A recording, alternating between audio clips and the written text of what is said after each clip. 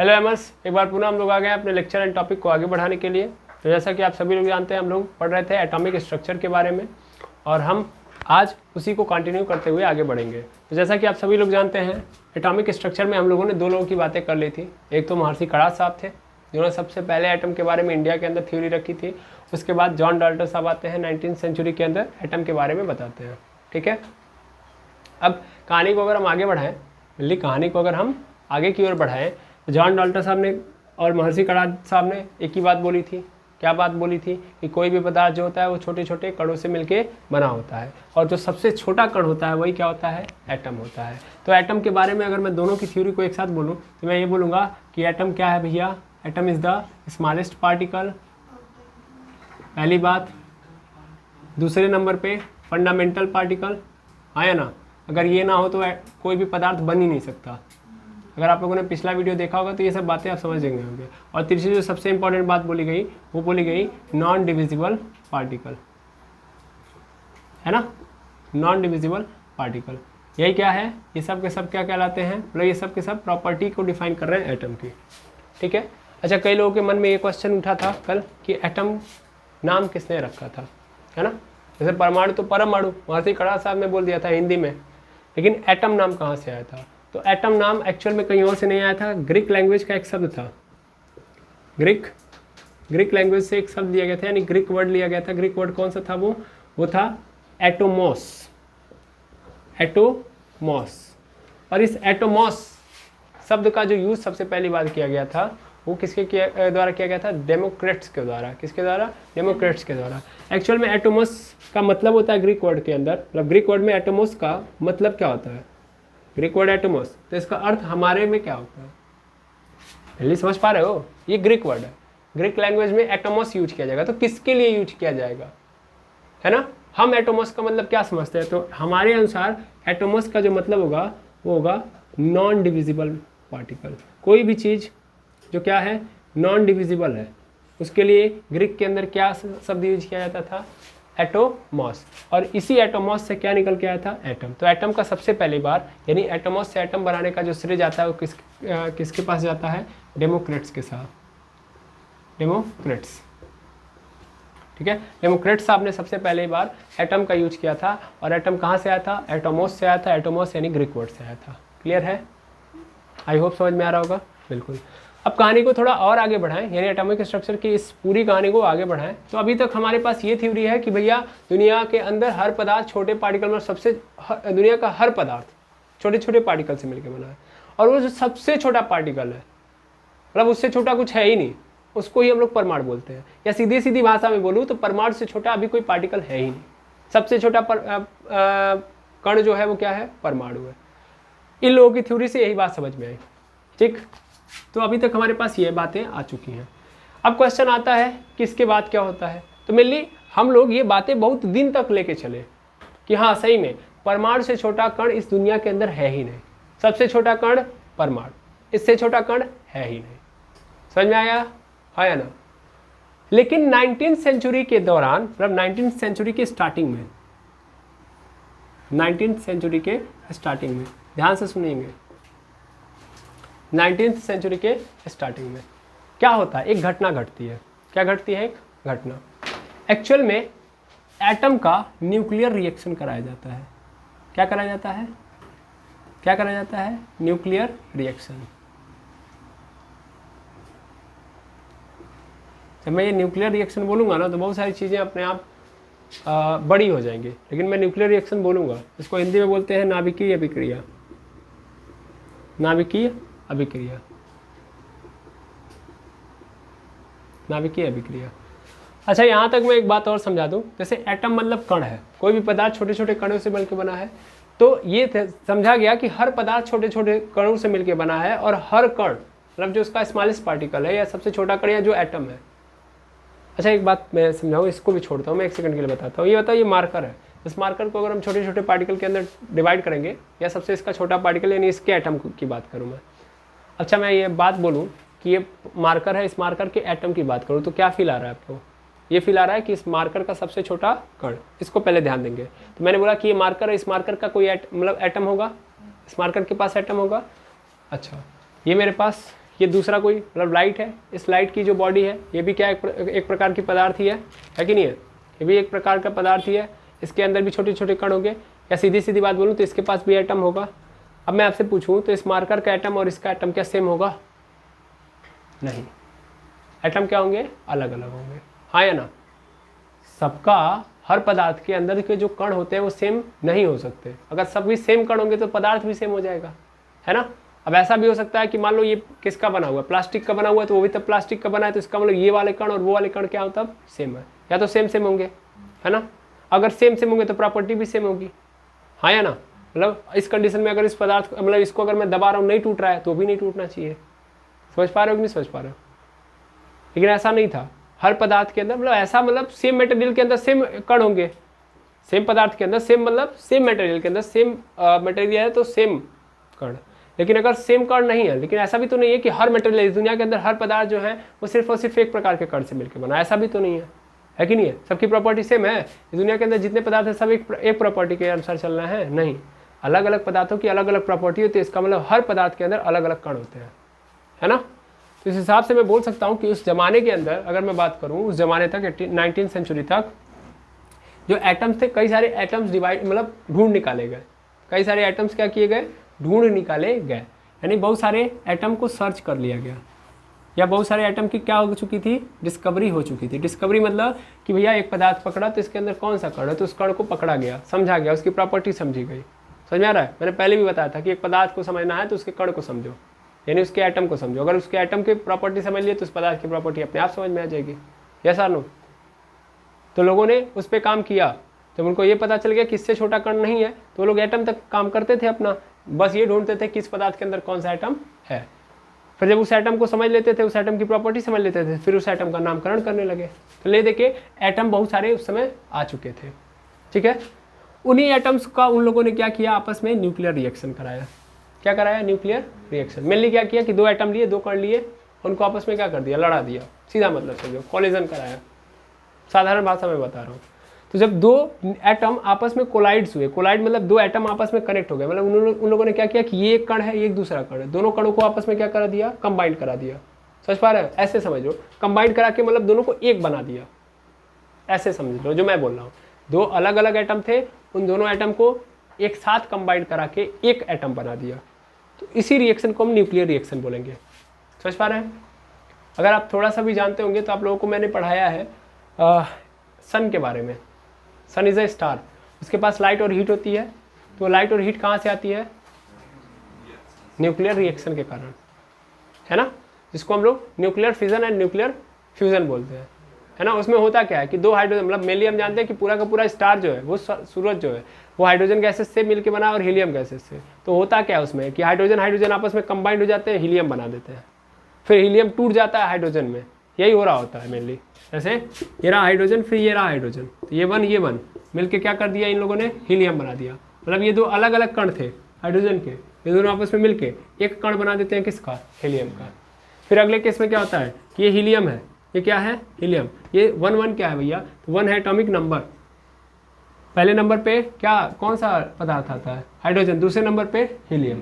अब मान लीजिए ये हीलियम का कण है, इस हीलियम का कण, ये हीलियम का कण क्या हो जाता था बाद में? टूट के दो हाइड्रोजन में कन्वर्ट हो जाता था। तो ये प्रोसेस हो रही होती है, इसी को हम लोग न्यूक्लियर रिएक्शन बोलते हैं। क्या बोलते हैं? Nuclear reaction. अब इसमें कभी देख रहे हो कि हाइड्रोजन के कण जुड़ के एक हीलियम का कण बना रहे हैं, और एक हीलियम का कण टूट के क्या कर रहा है? दो हाइड्रोजन के कण बना रहा है। इस पूरे प्रोसेस में एनर्जी रिलीज हो रही होती है। क्या हो रही थी? बार बार एनर्जी बन रही होती है, और उसी एनर्जी का यूज करके जो हमारा स्टार है वो चमक रहा होता है। समझ में आया कि नहीं आया? अब इसमें देखना ध्यान से, इसको हम लोग क्या बोलते हैं? इसको हम लोग क्या बोलते हैं? इसको हम लोग फ्यूजन बोलते हैं। क्या बोलते हैं? फ्यूजन। जुड़ने को हम लोग क्या बोलते हैं? फ्यूजन। और टूटने को हम लोग क्या बोलते हैं? फ्यूजन। समझ में आया कि नहीं आया? टूटने को फ्यूजन और जुड़ने को फ्यूजन। तो न्यूक्लियर फ्यूजन, न्यूक्लियर फ्यूजन। इन्हीं प्रोसेस के थ्रू हमारा स्टार चमक रहा होता है। इसमें क्या हो रहा है? दो अलग अलग कण एक कण बन रहा है कि नहीं बन रहा है? तो वैसे ही यही यहाँ पे भी होगा। दो अलग अलग कण थे, उनको क्या कर दिया गया? कंबाइन करा के एक कण में कन्वर्ट कर दिया गया। तो क्या बन गया हमारा? Nuclear reaction. यानी क्या कहलाएगा तब? Nuclear reaction. क्या मेरी बात समझ में आई कि नहीं आई? हाँ या ना बोल सकते हो? चलिए अच्छी बात है। तो न्यूक्लियर का क्या सॉरी एटम का क्या कराया गया? रिएक्शन।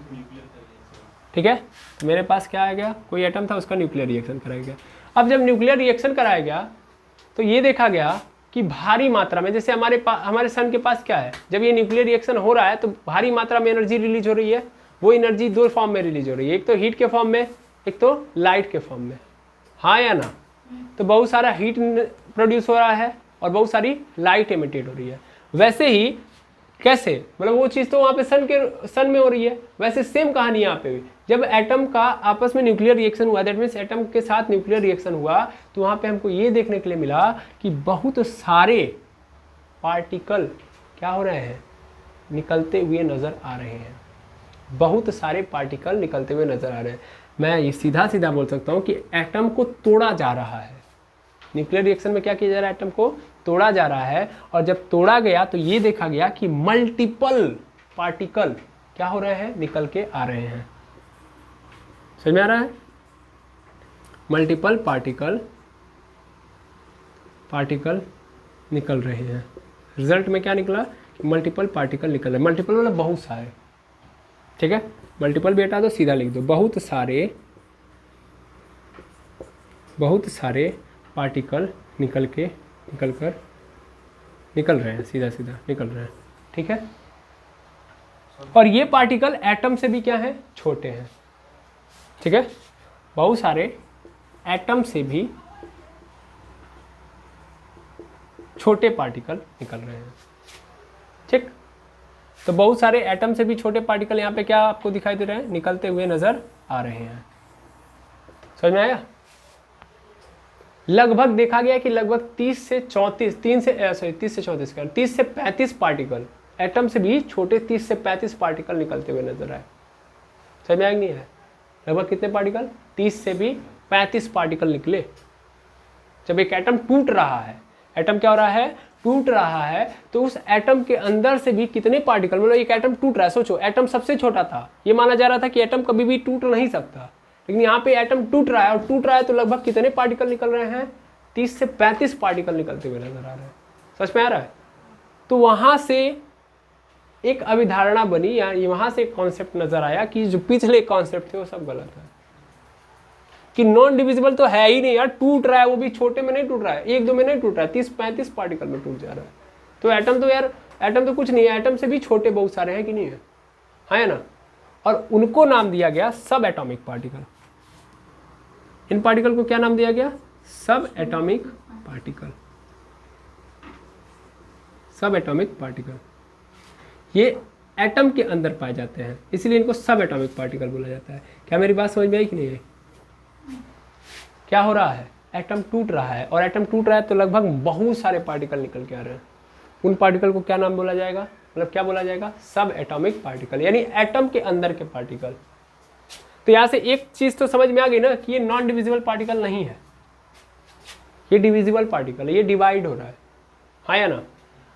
क्या ये स्मॉलेस्ट पार्टिकल है, बिल्कुल नहीं, इससे भी छोटे कण है।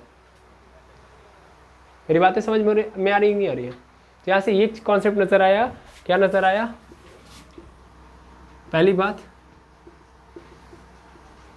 एटम स्मॉलेस्ट पार्टिकल नहीं है।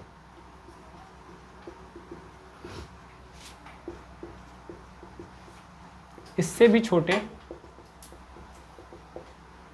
पार्टिकल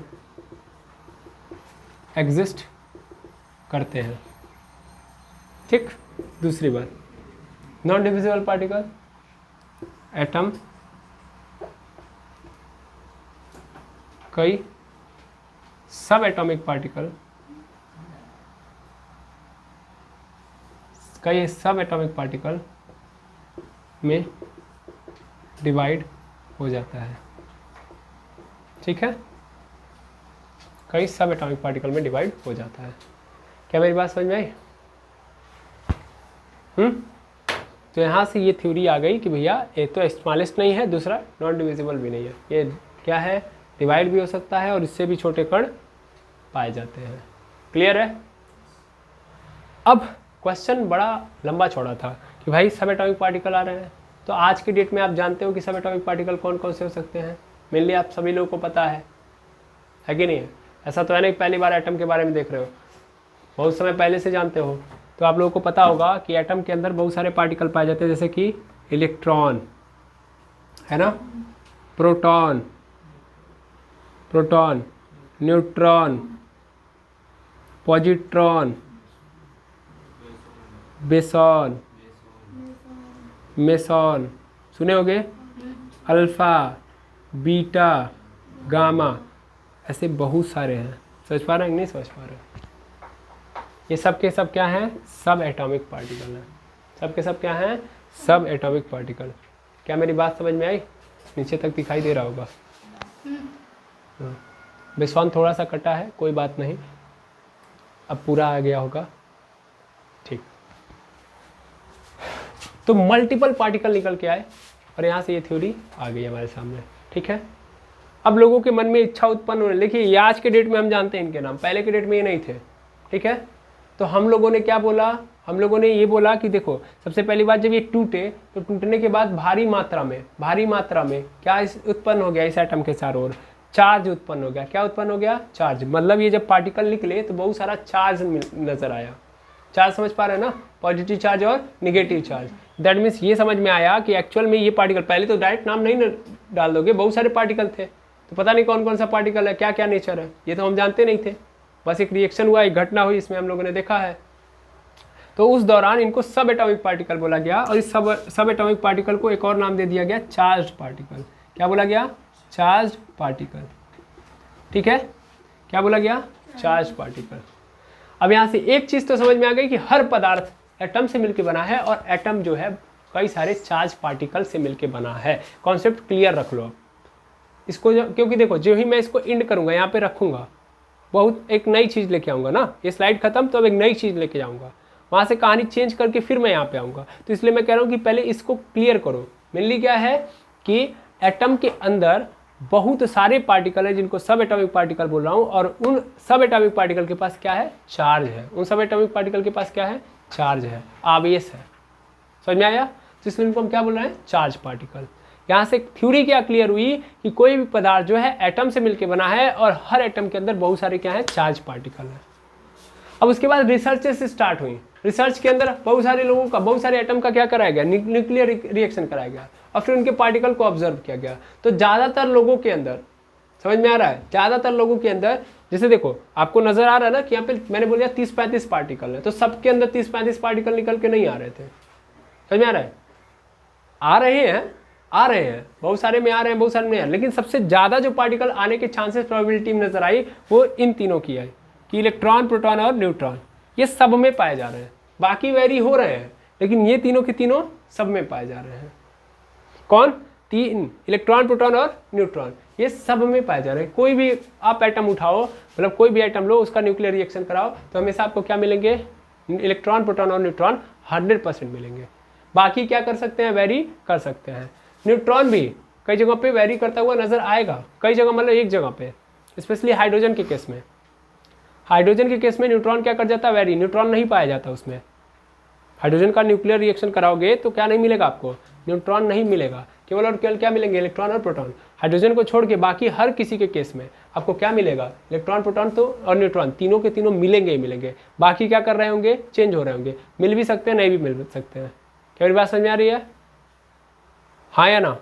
तो बाद में ये चेंज हो जाएगा। यही आपको ज़्यादातर पढ़ने के लिए भी मिलता है, इलेक्ट्रॉन, प्रोटॉन और न्यूट्रॉन। एटम के अंदर कितने पार्टिकल आपको दिखाए जाते हैं? 3। क्यों? क्योंकि इनके पाए जाने के चांसेस मैक्सिमम है। समझ में आ रहा है? ये सभी में पाए जाते हैं। बाकी क्या कर रहे होते हैं? वेरी कर रहे होते हैं। क्या मेरी बात समझ में आई? अब मैं पूरी कहानी को आगे बढ़ाऊं। अब हम लोगों ने यहाँ तक क्या समझ लिया? ये समझ लिया है कि भैया एटम सबसे छोटा पार्टिकल नहीं है, उसके अंदर भी बहुत सारे पार्टिकल हैं जिनको हम चार्ज पार्टिकल के नाम से जानते हैं। ठीक है, आएगा समझ में? अब ये घटना हो रही है, लोगों ने ऑब्जर्वेशन स्टार्ट कर दिया है, दुनिया के अंदर होड़ मच चुकी है कि अब हमें उन पार्टिकल के बारे में जानना है। जब एक बार नई चीज़ आती है ना तो पूरी दुनिया उसके पीछे लग जाती है। पहले के ज़माने में और आज के ज़माने में ज़्यादा डिफरेंस नहीं। आज भी अगर हमारे सामने कोई नई चुनौती आती है या नई चीज़ आती है तो हम उसके पीछे लग जाते हैं, है कि नहीं है? सपोज करिए आगे अगर हमारे यहाँ कोई एक नई टेक्नोलॉजी आ जाए, जैसे अभी आप जानते हो ऑटोमेटिक कार की टेक्नोलॉजी चल रही है, टेस्ला इस पे काम कर रहा है कि ऑटोमेटिक कार रहेगा, ड्राइवर नहीं रहेगा, वो ऑटोमेटिक चल रही होगी कार बिना ड्राइवर के। तो पूरी दुनिया लगी हुई है ना, इंटरेस्टिंग फैक्ट है।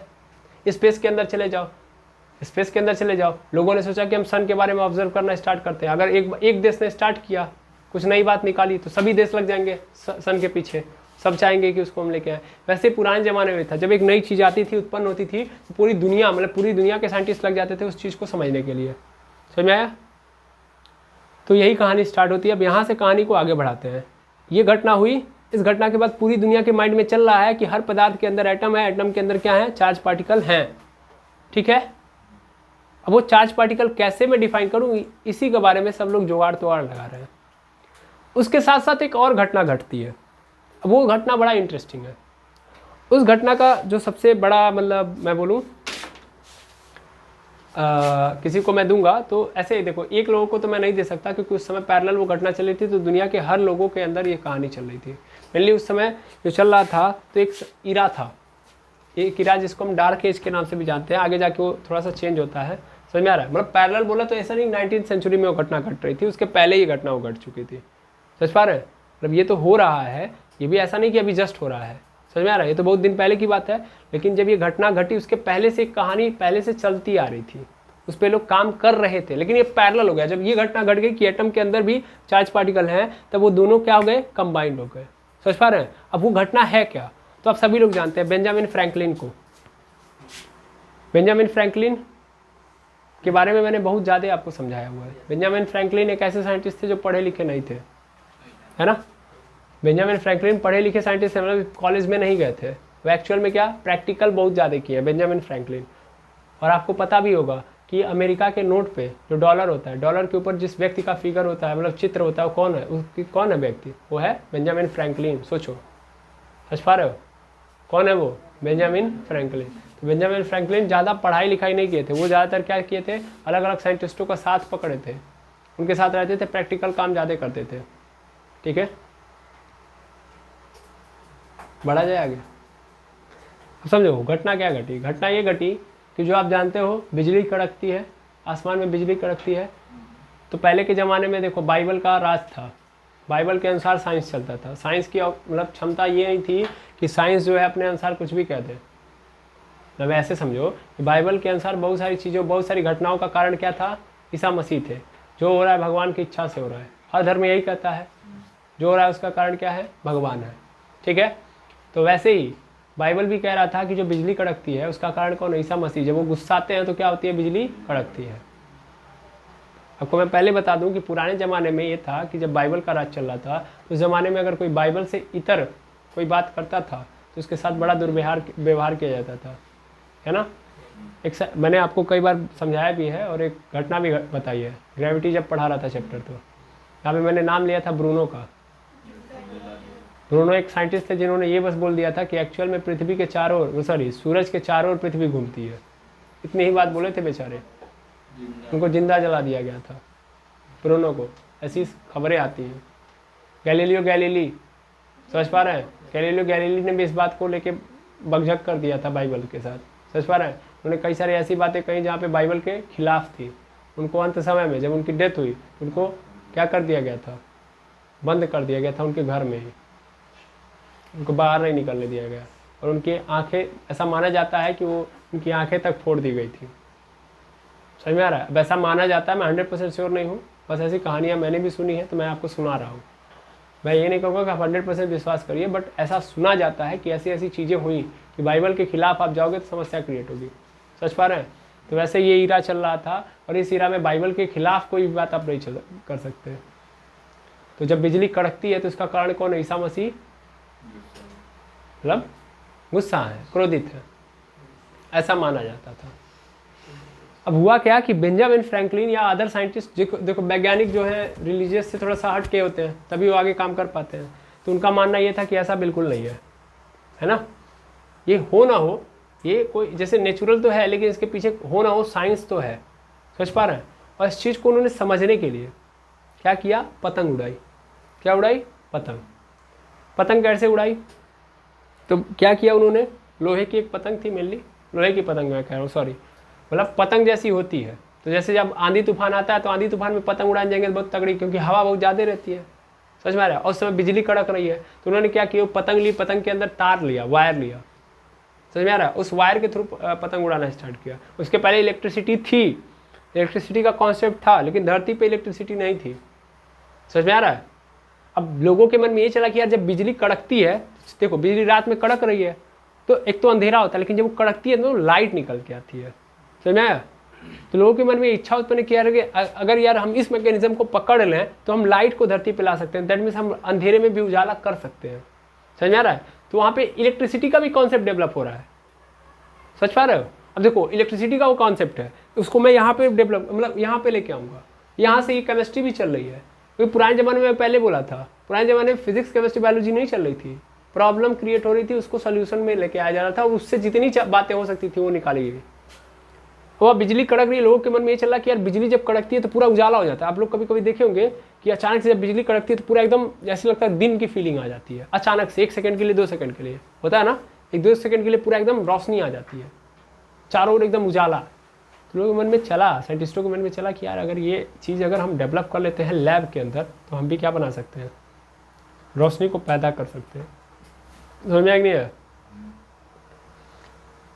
बेंजामिन फ्रैंकलिन ने पतंग को मतलब उड़ाया, आसमान में लेके गया, आसमान मतलब ऊंचा तक ले गया, वैसे भी हवा बहुत तगड़ी थी। समझ में आ रहा है? उड़ते गई पतंग और उधर से करंट आया। समझ में आ रहा है? करंट आया और उस पतंग के अंदर कनेक्ट हो गया। सीधी सीधी बात थी, उनको ये विश्वास था कि हो ना हो ये क्या है, कुछ और नहीं है, ये फिजिकल फिनोमेना है। उनको लग रहा था कि ये लाइट जैसी कोई चीज़ है, इलेक्ट्रिसिटी जैसी चीज़ है और ये फ्लो हो सकती है, क्योंकि फ्लो तो हो रही थी ना, धरती पे आ रही है ना, है ना, तो धरती पे तो लाइट गिर रही है। तो उनको लग रहा था कि ये करंट जैसी कोई चीज़ है, फिनोमिना है, बट प्रैक्टिकली कुछ नहीं था। उसको प्रूफ करने के लिए बेचारे गए थे। वो पतंग उड़ाई, करंट जो पास हुआ किसके अंदर, तार के अंदर, और तार से होते हुए उनके हाथों में आके लगा। उनको बहुत भयंकर झटका लगा। समझ में आ रहा? वो तुरंत गिर गए, लेकिन हाँ मतलब इतना भयंकर करंट नहीं लग पाया उनको जितना होना चाहिए जिसमें वो जा सके, यहाँ से ट्रांसफर होने वाला करंट नहीं था। समझ में आ रहा? इतना लगा कि जिससे इनको ये पता चल गया कि एक्चुअल में कुछ और नहीं, ये भी क्या एक प्रकार का करंट है। समझ में आ रहा है? और ये ट्रांसफर हो सकता है। उसके बाद उसी चीज़ को प्रैक्टिकली उन्होंने लैब में बनाई। समझ पा रहे हैं? प्रैक्टिकली क्या किया गया, लेबोरेटरी के अंदर बनाने का प्रयास किया गया। समझ में आ रहा है? मैं जो बोल रहा हूँ समझ में आ रहा है? वो जो बिजली कड़क रही थी, वो कड़कती हुई बिजली को अब कहाँ बनाया जाएगा, लैब में। समझ में आ रहा है? फिनोमेना प्रूव हो चुका है कि एक्चुअल में कुछ ऐसा नहीं कि ईसा मसीह है। ईसा मसीह होते तब तो समस्या क्रिएट हो गई होती ना। देखो मैं किसी टोन में नहीं बोल रहा हूँ या किसी चीज़ को मतलब किसी रिलीजियस को लेके, रिलीजन को लेके, धर्म को लेके किसी तरीके का एक्सेप्शन नहीं डाल रहा हूँ, है ना। मैं यहाँ पे ईसा मसीह नाम ले रहा हूँ, देखिए भगवान है वो। सच बात है, जैसे हमारे वहाँ के मतलब हम लोग के रिलीजन में अपने भगवान है, वैसे वो भी भगवान है, और ले दे के सब भगवान एक ही हैं। समझ में आ रहा है? तो भी भगवान है और बाकी लोग भगवान है, तो हम भी धर्म में आस्था रखते हैं, हमें भी विश्वास है। तो मेरे लिए हम उनकी बेइज्जती नहीं कर रहे हैं, कभी ऐसे गलत टोनिंग में मत जाइएगा, और आप भी कभी किसी के सामने उल्टा सीधा मत बोलिएगा। देखिए ईसा मसीह ने नहीं ना बोला था कि बिजली कड़क रही है, मैं गुस्सा हूँ इसलिए कड़क रही है। ये लोगों की अवधारणा है, लोगों का कॉन्सेप्ट है। समझ पा रहे हैं? हमारे हिंदू धर्म के अंदर बहुत सारे ऐसे कॉन्सेप्ट हैं, इनको भगवान ने बनाया था। अब आ गई बातें तो बोल रहा हूँ मैं बस। जैसे हम किसी की बलि देते हैं तो पशु बलि भगवान ने बोली थी, ये हम लोगों का कॉन्सेप्ट है कि नहीं है?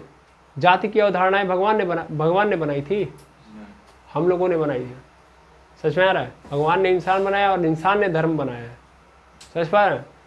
तो हमारे मिसकॉन्सेप्ट को हम लोग उनके थ्रू दर्शाते हैं, यही मिस्टेक है। समझ में आया? ईसा मसीह साहब ने ऐसा कभी नहीं बोला था, वो भगवान उन्होंने कहीं नहीं ऐसा बोला है कि बेटा हम गुस्सा होंगे तो हम बिजली कड़काएंगे। ये उन लोगों का कॉन्सेप्ट है। अब उनके भी धर्म पे मैं उंगली नहीं उठा रहा हूँ, मैं अपने पे आता हूँ। यही ना प्रॉब्लम है कि साइंस जब भी आएगा तो थोड़ा हावी हो जाता है धर्म के ऊपर, और यही धर्म अपने आप को बचाने के लिए साइंस को डाउन करता है, यही प्रॉब्लम क्रिएट होती है। समझ में आया?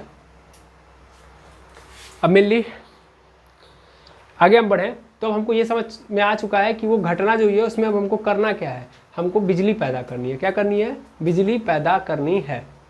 तो बिजली पैदा की जाए। देखो आसमानी बिजली, उससे पहले मैं बोल रहा हूँ ना, बिजली का कॉन्सेप्ट क्लियर हो चुका था, लोगों के मन में ये था कि बिजली जैसी चीज होती है, कैसे पैदा होगी, ये सब जानते हैं लोग।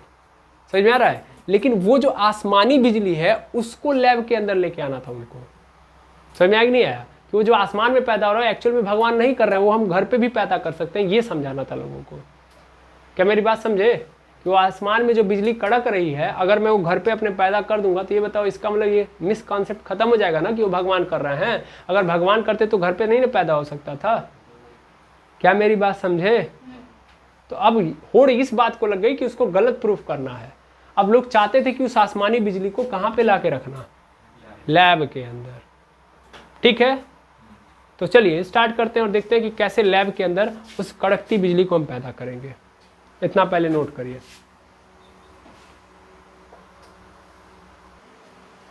चलिए आगे बढ़ते हैं हम लोग। अब जैसा कि हम लोगों ने समझ लिया कि हमको क्या करना है, हमको जो बिजली ऊपर कड़क रही है उसको कहाँ लेके आना है, नीचे लेके आना है और नीचे कड़काना है बिजली। ठीक है, तो सबसे पहले जैसे देखिए ऊपर बिजली कड़क रही है तो ऊपर जैसा एटमॉस्फेयर बनाना पड़ेगा। जैसे ऊपर बिजली कड़क रही है वैसा वातावरण रहेगा नीचे, तभी तो बिजली कड़केगी। ऐसा नहीं कि आप ऊपर से कड़का दोगे, कुछ कर दोगे तो हो जाएगा। उसके पहले भी लोगों ने बिजली कड़काई है। 2 तार लिया था बेंजामिन फ्रैंकलिन ने, आपस में कनेक्ट किया था, चिंगारी निकली थी। समझ पा रहे हैं? तब ऐसा नहीं कि स्पार्किंग करवा देंगे काम खत्म हो जाएगा। बिजली कड़काना है और बिजली कड़काने का मतलब वैसे ही लाइट आपको पैदा करनी है जैसा वहाँ पे हो रहा है। मतलब जिस वातावरण में वहाँ पे पैदा हो रहा है वही वातावरण यहाँ पे होना चाहिए। अब देखिए मेनली वातावरण की बात की जाए, एटमॉस्फेयर की बात की जाए, तो जब आप ऊपर जाते हो, जैसे आप यहाँ पे हो, धरती पे हो, आप इस जगह पे हो, खड़े हो कहाँ पे, धरती के सरफेस पे हो ना। तो आप जहाँ पे खड़े हो आपके ऊपर, जैसे कि आप सभी लोग जानते हैं धरती से बहुत किलोमीटर ऊपर तक, ऊंचाई तक क्या होती है हमारे चारों ओर, क्या है भाई, गैसेस है ना, हवा है ना, हवा है कि नहीं है, जिसको हम लोग बोलते हैं वायुमंडल, इंग्लिश में बोलते हैं एटमॉस्फेयर। तो पृथ्वी के चारों ओर क्या है, एटमॉस्फेयर है। और ये जो एटमॉस्फेयर है ये हमारे ऊपर क्या लगाता है, प्रेशर लगाता है। क्या लगाता है, दबाव। क्या डालता है हमारे ऊपर, दबाव। कौन दबाव डालता है, ये जो हवा है, ये जो हवा है ये क्या कर रही होती है, हमारे ऊपर दबाव डाल रही होती है। समझ में आ रहा है? हम हैं तो हमको फील नहीं हो रहा है क्योंकि हम बचपन से इतने पे हैं। समझ में आ रहा है?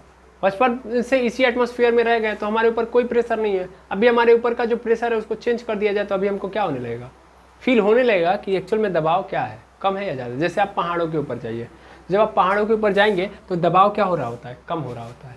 दबाव क्या हो रहा होता है, कम। जब दबाव कम होगा तब आपको फील होगा वहाँ पे। जब वहाँ पे जाओगे तो आपको नज़र आएगा कि चीज़ें कम हो रही हैं। जैसे आपको थोड़ा सा ऑक्सीजन की कमी महसूस होगी। समझ में आ रहा है? वहाँ पे प्रेशर भी कम फील होगा। समझ में आ रहा है? ये सब आपको वहाँ पे पता चल रहा होगा। क्यों? क्योंकि जितना आप ऊपर जाते जाओगे उतना ही हवा कम होती जाएगी, है या ना। यहाँ पे हो तो इतनी हवा पूरी लगा रही है दबाव, यहाँ पे चले आओगे तो सिर्फ इतनी हवा लगा पाएगी। ये भाई आप यहाँ पे आ गए इस पॉइंट पे तो इतनी हवा लगा रही है, यहाँ पे आ गए तो केवल इतनी हवा आपके ऊपर दबाव डाल पाएगी। यहाँ पे आ गए थोड़ी और कम, यहाँ पे आ गए तब कोई हवा दबाव ही नहीं लगाएगी। समझ में आया कि नहीं आया, है ना। तो जो बिजली कड़कती है कहाँ कड़कती है, ऊपर आसमान से कड़कती है ना। और आसमान में कड़क रही है तो ये बताओ वहाँ पे दबाव कैसा होगा, ज़्यादा होगा कि कम होगा, कम होगा कि ज़्यादा होगा, पहले बताओ हमको, फटाफट जानना है मुझे। कम होगा कि ज़्यादा होगा? सर जितना ऊपर जाएंगे कम होगा ना, तो वहाँ पे दबाव क्या होगा, बहुत कम होगा।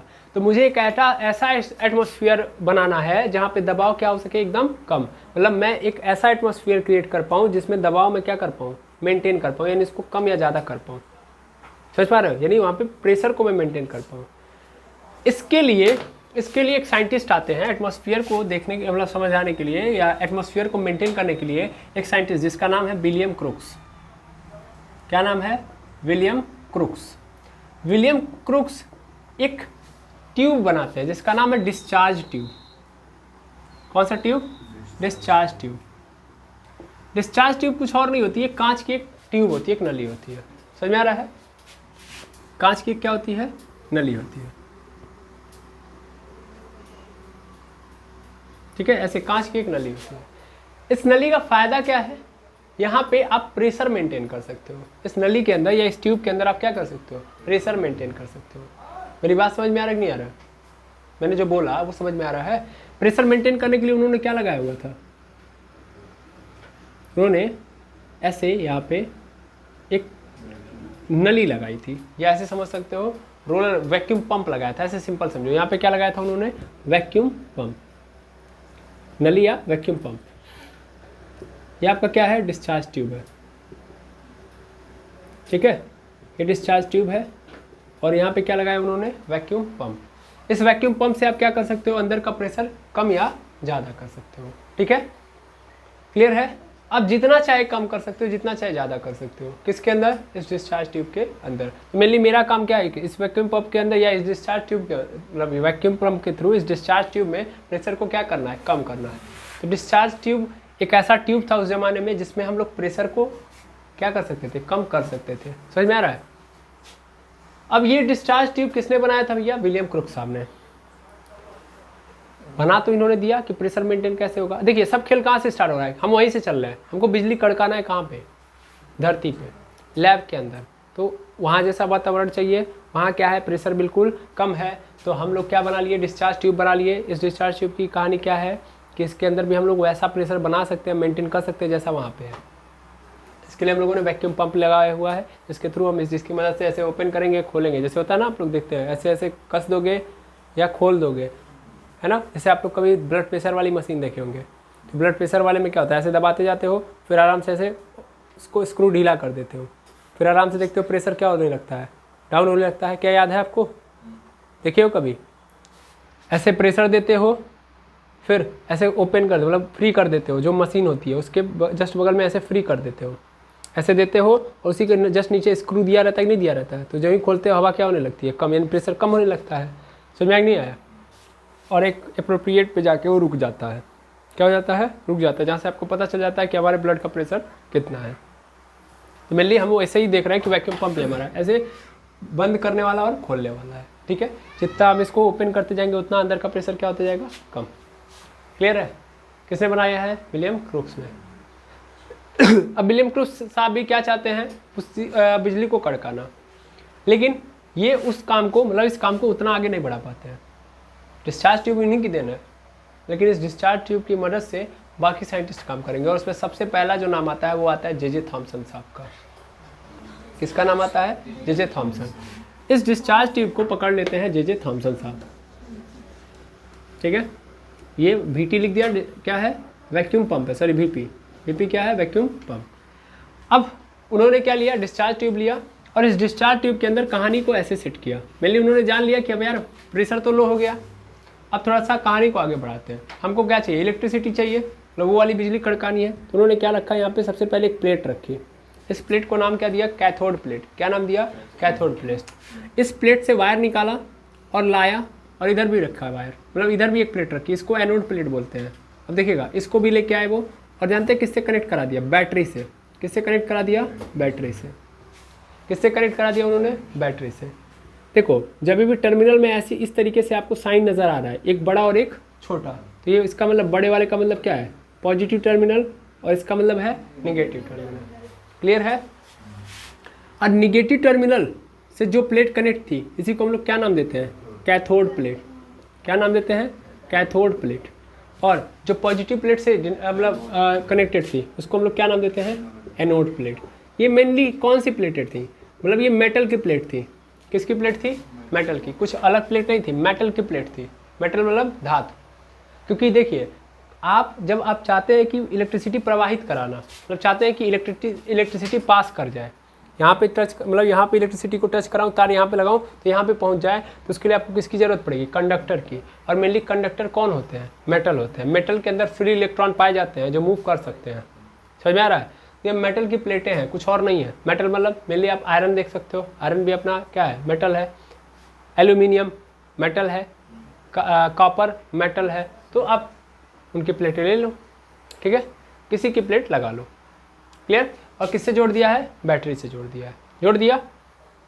अब मेनली जब उन्होंने बैटरी से जोड़ा तो थोड़ा ध्यान से समझिएगा, ध्यान से समझिएगा। दो चीज़ें तो हो गई हैं। पहली चीज़ तो प्रेशर मेंटेन हो चुका है, अंदर प्रेशर क्या हो चुका है, 0। प्रेशर क्या है, ये बैटरी नहीं सर, कैसे जोड़ेंगे। अरे नहीं, यही तो मिसकॉन्सेप्ट हो जाएगा। मैंने क्या बोला, इलेक्ट्रिसिटी का कॉन्सेप्ट बन चुका था, मैंने ये बोला ना, पैरेलल चल रही हैं चीज़ें, खोज चल रही है, इलेक्ट्रिसिटी भी उधर डेवलप हो रही है, इलेक्ट्रिसिटी पैदा हो चुकी है।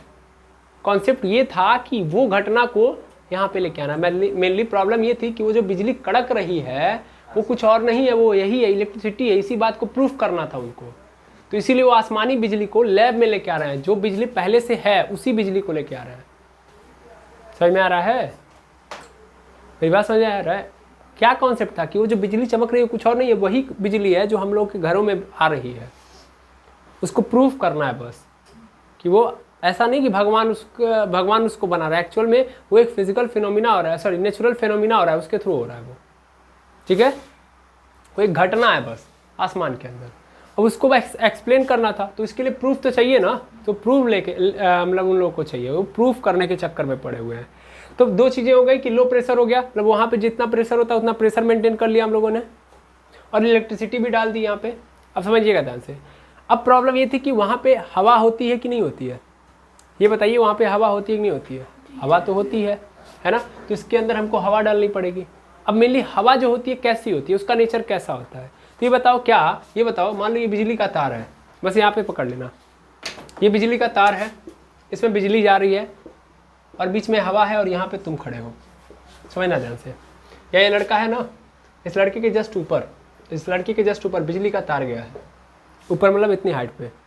तो ये बताओ, जब इसके अंदर बिजली जाती है तो इस लड़के को करंट लगता है? लगता है क्या? नहीं लगता है।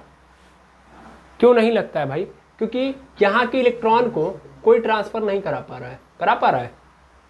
अगर मान लो ये लड़का क्या करे कि यहीं से एक तार फेंक दे, इस तार के अंदर कनेक्ट करा दे, तब इसको करंट मार देगा कि नहीं मार देगा? यानी इलेक्ट्रॉन तुरंत ट्रांसफर होकर यहाँ पे आ जाएंगे। तो इलेक्ट्रॉन किस में दौड़ते हैं भाई? करंट किस में फ्लो होता है? कंडक्टर में।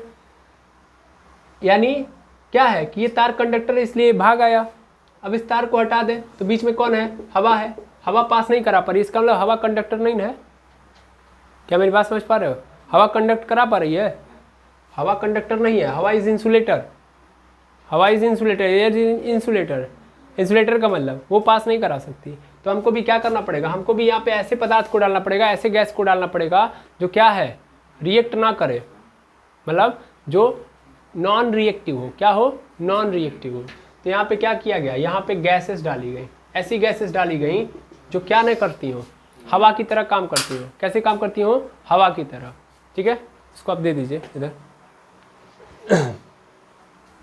ठीक है, हवा की तरह काम करती है। हवा मतलब जैसे कि हवा कुछ नहीं करती है, कोई रिएक्शन नहीं करती है या किसी भी प्रकार का कंडक्शन नहीं कराती है, वैसे ही ये गैस भी नहीं कराएगी। और यहाँ पे हम लोगों ने कैसी गैस ली? इनर्ट गैस ली। कौन सी gas? Inert gas. Inert gas कैसी गैस होती हैं? जो कभी जीवन में किसी के साथ रिएक्ट नहीं करती हैं। इनर्ट गैसेस के नाम भी मैंने बताया पीरियोडिक टेबल के अंदर, है ना। इनर्ट गैसेस आपको मिलेंगी 18वें ग्रुप में पीरियोडिक टेबल के अंदर। Helium, neon, argon, krypton, xenon, radon, oganesson, सॉन। उसमें कौन सी गैस डाली गई थी? मेनली हीलियम या आर्गन। ये कैसी गैसेस होती हैं? इनके अंदर कोई ऐसा मैकेनिज्म नहीं हो रहा होता है। समझ पा रहे हैं? इनके अंदर से कोई ऐसा मैकेनिज्म हो ही नहीं रहा होता है कि जिससे इलेक्ट्रॉन फ्लो हो पाए। समझ में आ रहा है? अच्छा, इसके जगह पे अगर हम ऑक्सीजन डाल देते तो ऑक्सीजन के पास ऐसी क्षमता है, कैपेबिलिटी है कि वो इलेक्ट्रॉन फ्लो करा सकता है। समझ पा रहे हैं? तो हमें क्या डालना था? हमें हवा की तरह कहानी रखनी थी। हवा क्या है? इंसुलेटर है, तो इंसुलेटर वाली गैस डालनी थी। अच्छा ये बताओ, हम गैस क्यों डाल रहे हैं? क्योंकि हवा है, जहाँ बिजली कड़क रही वहाँ हवा है ना, गैस है ना। तो वैसे यहाँ भी तो गैस डालना पड़ेगा। मैंने क्या बोला? मैं एटमॉस्फेयर तैयार कर रहा हूँ, जैसे वहाँ पे है वैसे यहाँ पे कर रहा हूँ। यहाँ पे कम प्रेशर है, यहाँ भी प्रेशर कम कर दिया। यहाँ पे हवा है तो वैसी ही हवा लेके आया, क्योंकि यहाँ पे हवा क्या नहीं करती है? बिजली को इधर से उधर ट्रांसफर नहीं करा पाती है। तो वैसी कोई और हवा लिया मैंने, मतलब कोई और गैस ली, जिसको बोला इनर्ट गैस। उसी टाइप की गैस ले ली है। ठीक है, अब हो गया सेटअप, बैठ गया setup. Pressure low, discharge tube के अंदर इनर्ट गैस भर दी, मतलब हवा है तो हवा डाल दी। क्लियर है? अब कहानी आगे बढ़ेगी। अब स्टार्ट हुआ कहानी का यहाँ से कि भैया अब हमको क्या करना है? करंट फ्लो कराना है। करंट ऐसे फ्लो कराना है कि जैसे समझो, यहाँ पे मुझे क्या चाहिए? मुझे ये चाहिए कि मैं यहाँ से बिजली तैयार करूँ। मतलब इस यहाँ पे बैटरी है, ये क्या है? बैटरी है। और इस बैटरी से बिजली उत्पन्न होगी, जाएगी इस प्लेट के पास। तो ध्यान से समझना, जब ये इस प्लेट के पास जाएगी तो ये बताओ क्या उस तरीके की बिजली पैदा हो पाएगी? मतलब पहली बार शुरुआती में देखा गया कि जब हम लोग नॉर्मल बैटरी लगा रहे हैं, कोई छोटी बैटरी लगा रहे हैं, उस बैटरी से जब करंट पास हो रहा है तो कोई इफेक्ट नहीं हो रहा, वैसी बिजली पैदा नहीं हो रही जैसे यहाँ पे हो रही है। तो ये भी देखा गया ना कि वो वाली बिजली, तो फिर माइंड में चला लोगों कि यार वो वाली बिजली बहुत खतरनाक है, बहुत हाई वोल्टेज की बिजली है। और हम जो वोल्टेज दे रहे हैं क्या है? बहुत कम है, क्योंकि वहाँ पे आसमानी बिजली है तो उसकी पावर भी क्या होगी? ज़्यादा होगी, क्योंकि वो पावरफुल होती है कि नहीं होती है? एक बार गिरती है तो देखते हैं एकदम तबाही आ जाता है, कहीं गिर जाती है तो पूरा गड्ढा बना देती है। इसका मतलब पावर उसके पास क्या है, ज़्यादा है। तो इन लोगों ने सोचा कि बैटरी हमको क्या लगाना पड़ेगा, बहुत तगड़े वोल्टेज का लगाना पड़ेगा। तो इतना तगड़ा वोल्टेज उन लोगों ने लगाया, 10,000 वोल्टेज का बैटरी लगाया, क्योंकि उनको उसके जैसा पैदा करना था। तो नॉर्मल वोल्टेज की बैटरी अगर वो लगाएंगे तो नहीं काम चलेगा, है कि नहीं है। मेनली आपके घरों के अंदर जो बिजली आती है आपके घर के अंदर, तो 220 या 240 वोल्ट की, मतलब यही तो होती है, 220 से 250 के बीच में आती है, इतने ही वोल्टेज में। और सपोज करिए आपके घर का वायर आपने टच कर लिया तो क्या स्थिति रहेगी, स्थिति खराब हो जाती है कि नहीं हो जाती है। इधर क्या है 10,000 वोल्ट, इधर छुएंगे राख, समझ पा रहे हैं, इतनी खतरनाक वोल्टेज दी गई है। यस और नो। अब ये 10,000 की वोल्टेज की जब बैटरी लगा दी गई तो करंट पास होगा ही होगा, करंट पास होगा। तो जब करंट पास हुआ तब जाके हमें बहुत सारी चीज़ें नज़र आई, समझ पा रहे हैं, बहुत सारी चीज़ें क्या आई, नज़र आई। पहले अब यहाँ से क्या होने लगेगा, करंट पास होने लगेगा। अब जब करंट पास हुआ तो जो हमको चाहिए वो मिला। ये देखा गया कि जब करंट पास हो रहा है तो इस प्लेट से, कैथोड प्लेट से कुछ रेज किधर की ओर जा रही है, एनोड प्लेट की ओर जा रही है। सीधा पकड़ो, बिजली मैंने अभी जस्ट बताया था कि ये तार है, इस तार में बिजली जा रही है तो ये नीचे नहीं आएगी। लेकिन जब आसमानी बिजली आती है तो क्या वो धरती पर नहीं आती है, आती है नहीं आती है, इसी एयर के थ्रू आ जाती नहीं आती है, यानी यही हवा फिर ट्रांसफ़र कराने लगती है, नहीं कराने लगती है। तो हम लोगों ने इसको भी पकड़ा था, इसीलिए हम लोगों ने वोल्टेज ज़्यादा बढ़ा दिया, क्योंकि हमको पता है कम वोल्टेज पे ये हवा नहीं पास करा पाएगी, वो इंसुलेटर की तरह काम करेगी। लेकिन जब मैं ज़्यादा वोल्टेज रखूँगा तो ये हवा उस बिजली को क्या कर देगी, मतलब वो जो इलेक्ट्रिसिटी है वो उस हवा के रास्ते क्या हो जाएगी, पास हो जाएगी। समझ पा रहे हैं, जबकि नहीं करना चाहिए। हवा क्या है, इंसुलेटर है, वो पास नहीं करने देगी ना, वो तो रोकेगी। लेकिन वोल्टेज इतना ज़्यादा है कि उस हवा के रास्ते वो बिजली क्या हो जाती है, पास हो जाती है। मेनली आसमान से बिजली कड़कती है, ज़मीन पर गिरती है नहीं गिरती है, तो आसमान से हवा ज़मीन के बीच में क्या है, हवा है कि नहीं है। लेकिन फिर भी क्या हो रहा है, धरती पे आ गया कि नहीं आ गया, जबकि हवा क्या है, इंसुलेटर है, फिर भी आ गया ना, समझे। यही समझाना है मुझे, इसीलिए 10,000 वोल्टेज रखा गया ताकि पास हो सके। और यहाँ हुआ भी यही। अगर मैं बात करूँ तो इनर्ट गैस थी, यहाँ से कुछ भी पास नहीं होना चाहिए था, लेकिन वोल्टेज इतना हाई था, उस वोल्टेज हाई वोल्टेज के कारण ये देखा गया कि इस प्लेट से कुछ रेज निकलती हुई किधर की ओर जा रही है, एनोड प्लेट की ओर जा रही हैं। समझ में आ रहा है। और इन रेज को नाम दिया गया कैथोड रेज। क्या बोला गया, कैथोड रेज। क्यों, क्योंकि किस प्लेट से जा रही हैं, कैथोड प्लेट से जा रही हैं एनोड की ओर, इसलिए इनको क्या बोला गया, कैथोड रेज बोला गया। ठीक है। अब इन रेज की बहुत सारी प्रॉपर्टीज थी, बहुत सारे गुणधर्म थे, समझ में आ रहा है। बारी बारी उन गुणधर्मों को ऑब्जर्व किया गया, पहचाना गया, और बाद में रिजल्ट निकला कि यही जो कैथोड रे है, यही बाद में नाम आ गया इलेक्ट्रॉन का, यानी यही क्या है, इलेक्ट्रॉन है। ठीक है। ये इलेक्ट्रॉन नाम किसने दिया था, स्टोनी ने। स्टोनी ने क्या दिया था, इलेक्ट्रॉन नाम दिया था। जे थॉमसन साहब ने नहीं दिया था। अभी हम जो एक्सपेरिमेंट कर रहे हैं वो कौन कर रहा है, जे थॉमसन साहब कर रहे हैं। ठीक है। तो जे थॉमसन का एक्सपेरिमेंट है ये सब। सेटअप समझ में आ गया, discharge tube, low pressure, high voltage, inert gas, सब क्लियर है। जो ही बिजली फ्लो कराया, क्यों आखिर ऐसा पूरा सेटअप बनाना पड़ा, कारण समझ में आ गया कि नहीं आ गया। पहले ये बताओ, ये कारण समझे कि ये डिस्चार्ज ट्यूब क्यों लाया गया, क्यों इसके अंदर इनर्ट गैस डाला गया, क्यों इसके अंदर क्या बोलते हैं प्रेशर लो किया गया, क्यों आखिर इसकी मतलब हाई वोल्टेज दिया गया, 10,000 वोल्टेज दिया गया, ये सब कारण समझ में आ गया। इसका कारण था ये। ठीक है, क्लियर। अब उसके बाद जो हमको मिला रिजल्ट, क्या मिला, कैथोड रे, और बाद में कैथोड रे को क्या बोल दिया गया, इलेक्ट्रॉन। और इसको किसने, इलेक्ट्रॉन नाम किसने दिया था, स्टोनी साहब ने। तो आखिर ऐसा क्या कैथोड रे के अंदर नजर आया कि इसको बाद में क्या दे दिया गया, इलेक्ट्रॉन। ये हम नेक्स्ट लेक्चर में देखेंगे कि आखिर कैथोड रे की क्या क्या प्रॉपर्टी रही, जिनके बिहाफ पे हम लोगों ने बोल दिया कि ये इलेक्ट्रॉन है, ये एक पार्टिकल है। समझ में आ रहा है। तो इसके प्रॉपर्टी को हम लोग नेक्स्ट वीडियो के अंदर देख रहे होंगे। आई होप आज का कॉन्सेप्ट आपको समझ में आ गया होगा। लंबा था, खींचा है मैंने, ठीक है। जानता हूँ मैं आपको थोड़ा सा बुरा लग रहा होगा कि इतना खींचने की क्या ज़रूरत थी। देखिए, मैं चाहूँ तो इसको 2 मिनट में ख़त्म कर सकता हूँ, बाकी खींचना चाहो तो 2 घंटा एक ही चीज़ को खींचा जा सकता है। कल से मैं प्रयास करूँगा टू द पॉइंट चलूँ, गेम ओवर किया जाए। मैं समझ रहा हूँ अभी आप 9th में, कैपेसिटी इतनी तगड़ी नहीं है। अभी आप सोचेंगे कितना, जब घुसा के पढ़ाएंगे, दैट मीन्स इतना डीप में चले जाएंगे, एक ही चीज़ को इतना लंबा इलांगेट करेंगे तो फिर माइंड भागेगा यार। ये यार यूट्यूब पे तो ऐसे बहुत सारे वीडियो पड़े हैं, जितने देर में ये मेरा पूरा एक लेक्चर है उतने देर में पूरा एटॉमिक स्ट्रक्चर खत्म हो जाएगा, है कि नहीं है।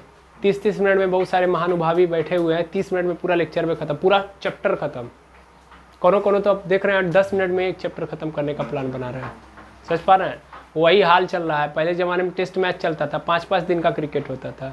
बाद में हुआ नहीं 5-5 दिन नहीं खेल सकते भैया, 5-5 दिन बहुत लंबा चल रहा है, कौन देखेगा। एक दिन का क्रिकेट हुआ, बाद में वो ख़त्म कर दिया गया, अब सीधे 20-20 ओवर का हो रहा है। अब कई जगह अब 10-10 ओवर का चल रहा है कि अब 10-10 ओवर। हमको लग रहा है वो स्थिति बहुत जल्द आएगी कि प्लेयर उतरेंगे, टॉस फेंका जाएगा, जो जीता टॉस वही मैच जीत गया, गेम ओवर, घर चलते हैं। समझ पा रहे हैं। मैं किसी को ट्रोल नहीं कर रहा हूँ, बस जस्ट मैं वैसे ही आपको बता रहा हूँ। मेरा थोड़ा लेक्चर है, इस पूरे यूट्यूब पे आप जाके देखेंगे, मेरे पूरे यूट्यूब सेक्शन में तो हर चैप्टर को लेकर खूब बड़ा लंबा वीडियो बनाया गया है ना। मज़ा आता है मुझे, छोटे शॉर्टकट में समझ में नहीं आता मुझे खुद। मैं चाहता हूँ कि जितना लंबा समझ दें, जितना डीप में समझे, उतना डूब जाएंगे। जब आप मतलब जब एक बार डूब जाएंगे ना तो फिर आपको तैरना आ जाएगा। समझ पा रहे हैं। ऊपर ऊपर अगर हम तैरा देंगे अगर आपको, तो फिर आप कहीं से भी अगर आपको डुबाया गया ना तो फिर आप बाहर नहीं निकल पाएंगे। समझ में आ रहा है। तो पहले डूबना सीखिए, जब डूबेंगे तभी तैरेंगे। ठीक, तो इसी उम्मीद के साथ कि आज का लेक्चर आपको समझ में आ गया होगा। मैं आज के लेक्चर को एंड करता हूँ, मिलते हैं नेक्स्ट वीडियो में। Thank you very much एमर्स।